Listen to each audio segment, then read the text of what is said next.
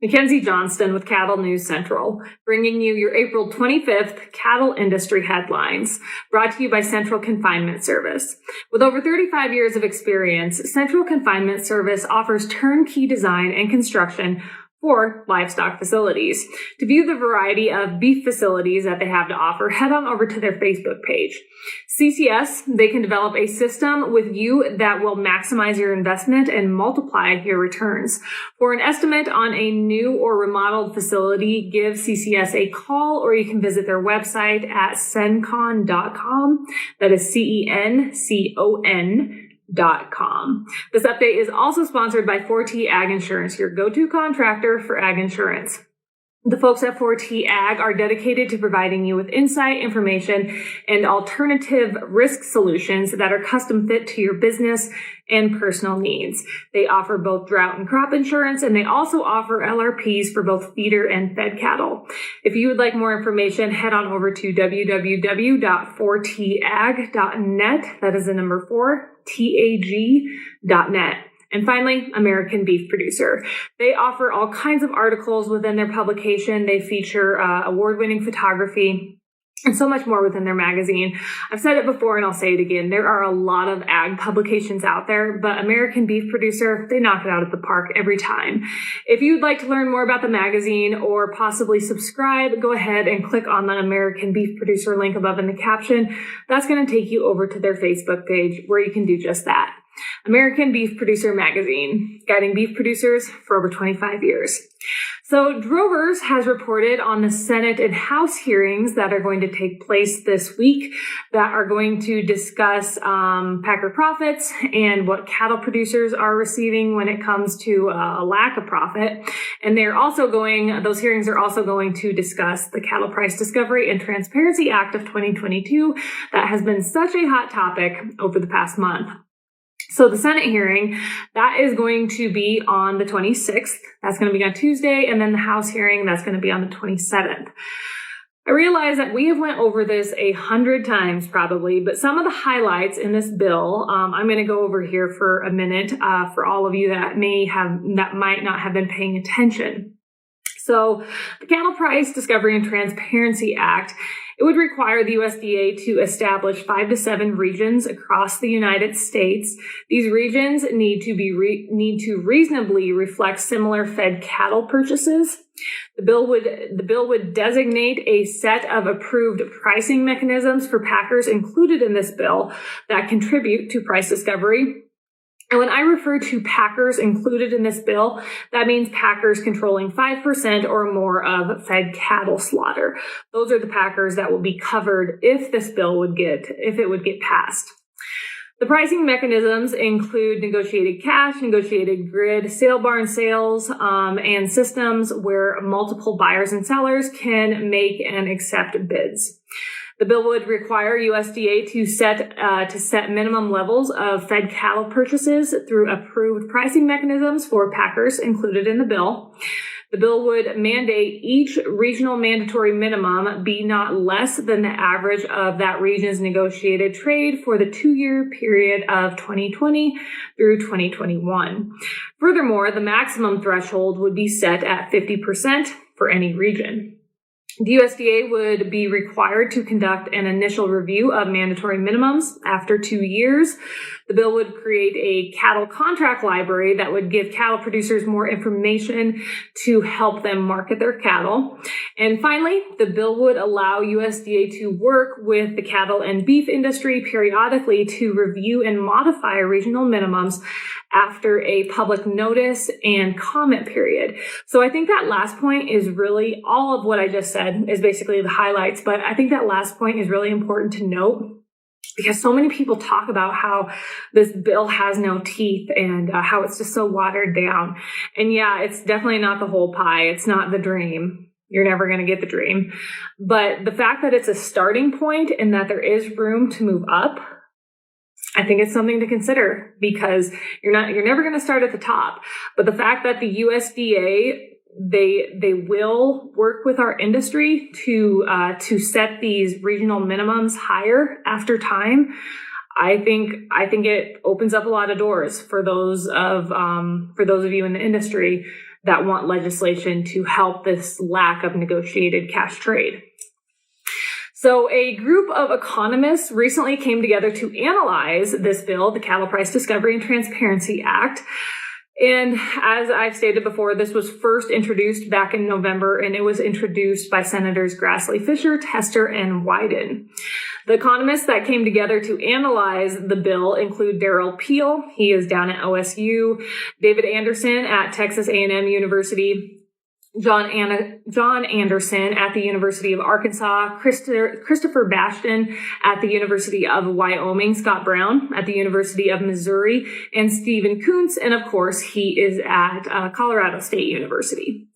The economists noted that the cattle contract library, it might add transparency and understanding to the nature of types of contracts used in AMAs. If the library is created, it only needs to house contracts that are used on a regular basis. But the economists, they do not believe AMS has the resources and ability to implement the cattle contract library as the Cattle Price Discovery and Transparency Act states how it is intended to come into play.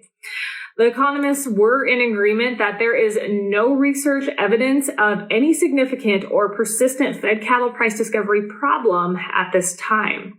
So this legislation offers zero benefits for fed cattle markets and imposes millions of dollars of additional cost, added risk, and lost value.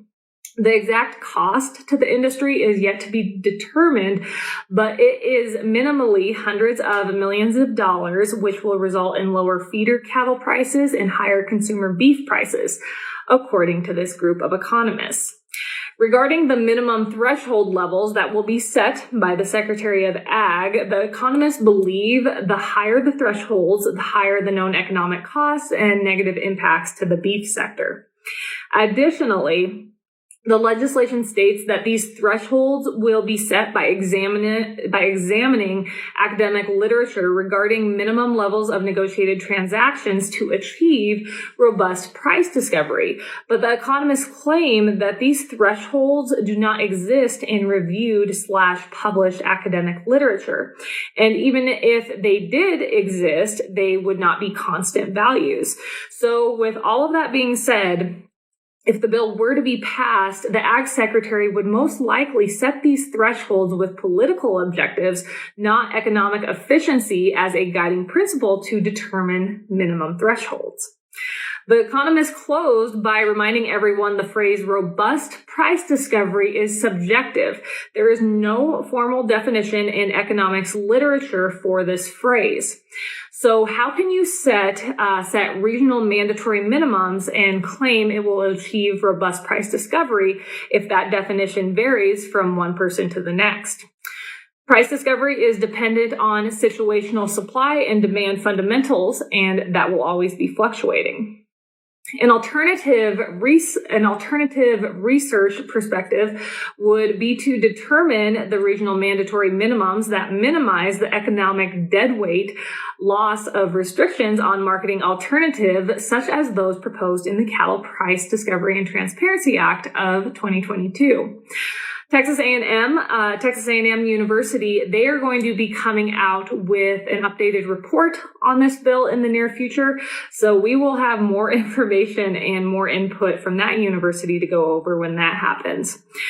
So I have to say that we all know this bill, the Cattle Price Discovery and Transparency Act, this is the only bill that Congress is talking about. This is the only bill that our congressmen and women are discussing. If we do not get this passed, it is fair to say that our industry is probably shit out of luck when it comes to getting some kind of legislation passed to help our industry. And I'm not saying that is the route to go, to pass legislation, if that's the thing to do or not. But it seems like that is the general consensus of what people want. In our industry for so long, for the past 2 years, we've been preaching, we have to get something passed. We have to get something passed. This is what we need. And we've been talking to these men and women that represent us in DC. And we finally have got some great senators and representatives behind this bill. Probably some of the best folks that are tied to agriculture behind this bill. And now we're complaining. now as an industry, we are back to bickering. We are back to saying, no, this is not good enough. We can't have this. You folks in DC, you didn't listen to us.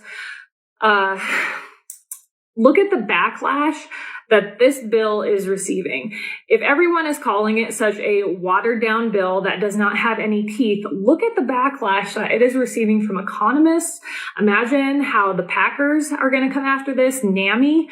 How would you ever expect anything bigger than this bill to even get considered? And when I say bigger, I'm essentially talking about 5014 or anything that would be a little bit more stout than this bill.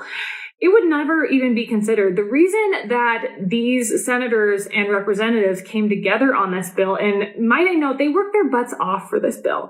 So many people are complaining about this bill, but it is incredible, in my opinion, what our folks are doing for us in DC when our industry has just begged essentially for legislation, and they have put this bill together. And it is almost sad for me to sit back and watch the industry go after this bill and talk about how crappy it is.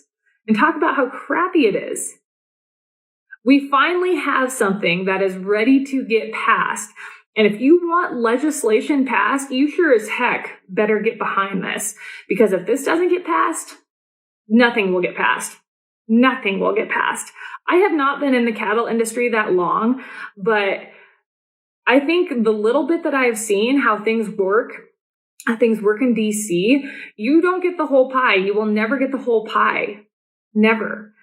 At some point in our industry, we have to stop the bleeding. And if you think that legislation is the train you want to jump on, you better get behind this legislation. Because like I said, the backlash that this is going to receive, we'll be lucky if this piece of legislation gets passed. 5014, it will never be considered. There is a reason no one is talking about 5014. And it comes down to, you either get behind this or you don't do anything. That's what it comes down to. We will be sitting here talking about the same thing in 5 years if this bill does not get passed. It will be the same. And like I said, this bill's not perfect. I've said it, everyone else has said it, but there is room to improve. You have to start somewhere. You just cannot continue to complain. At some point, you have to have a win. You just can't continue to beat your head against the wall. This update is also sponsored by AgRisk Advisors. They provide risk management programs to livestock producers all across the West. Whether you're concerned about price or weather risk, AgRisk Advisors, they are here to help. With current day market fluctuations, you and I both know there is nothing more important than locking in a price floor on your cattle. So if you would like to learn more about an LRP, be sure to reach out to an advisor today. So the USDA, they released their cattle on feed report on Friday, which I'm sure a lot of you are aware of. Cattle on feed as of April 1 totaled 12.1 million head. That was up 2% from a year ago. This is the highest April 1st inventory since the series began back in 96. Placements during March totaled 1.99 million head, just a skiff below what we saw last year in the month of March. However, that's more than what most analysts were expecting heading into this report, despite high feed costs and drought conditions plaguing major U.S. feeding areas, according to Brownfield Ag News. It's important to note that over 1 million head of those placements weighed between 700 and 900 pounds. Marketings of fed cattle in the month of March totaled 2 million head. That was 2% below last year. And finally, other disappearance totaled 53,000 head in March. That was 12% below 2021. That is all I have for you guys for news this morning. I hope you all had a great weekend. I hope you guys are all staying warm. It looks pretty rough up to the north, up in the Dakotas, and then out west in the panhandle of Nebraska. Man, they are also getting hit with some weather.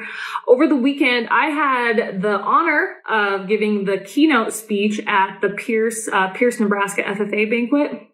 And I have to say, if you ever want your faith renewed in our ag industry, go to an FFA banquet. The passion that those young men and women have when it comes to our ag industry is almost mind-blowing. And they are just full of energy and optimism. And it was just such a pleasure to spend the evening with them and spend the evening with their parents and friends and just the community of peers. Great community, and their FFA chapter, they have a wonderful FFA chapter, a great FFA advisor.